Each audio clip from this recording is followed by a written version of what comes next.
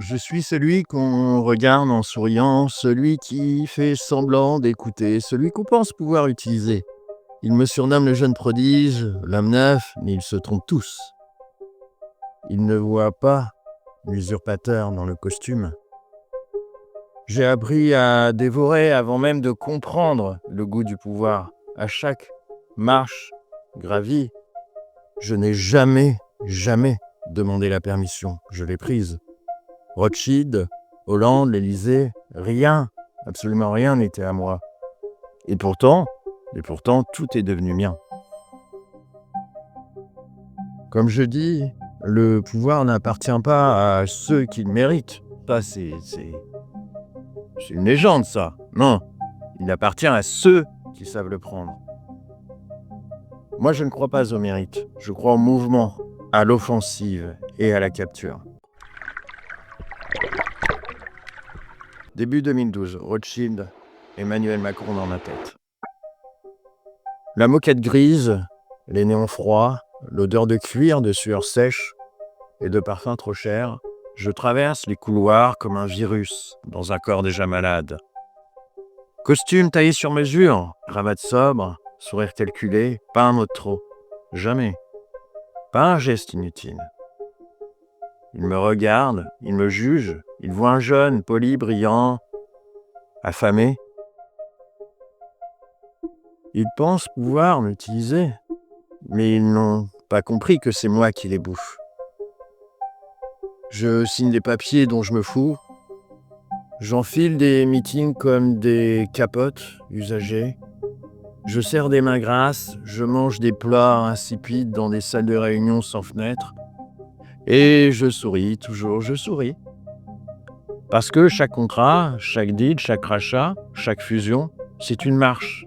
Une marche de plus vers ce que je veux. Pas l'argent. Le contrôle. Nestlé rachète la branche nutrition infantile de Pfizer. 9 milliards. Les gens s'agitent comme des putains de mouches autour d'une charogne. Moi, je regarde la scène, froid, à distance. Je vois des vies être bradées en silence, des usines promises à la fermeture, des familles promises au chômage, mais rien de tout cela le matin.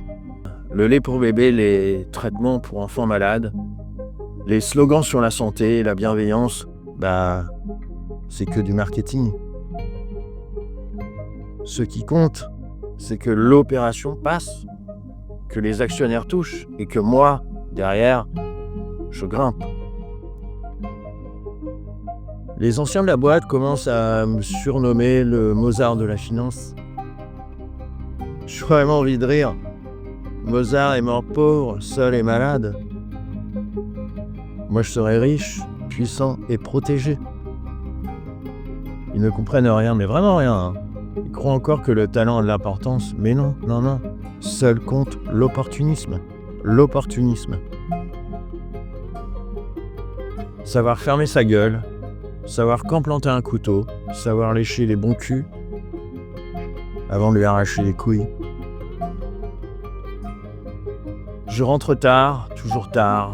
Des putes maquillées m'attendent au coin des rues. Des taxis empestent l'odeur rance du plastique réchauffé.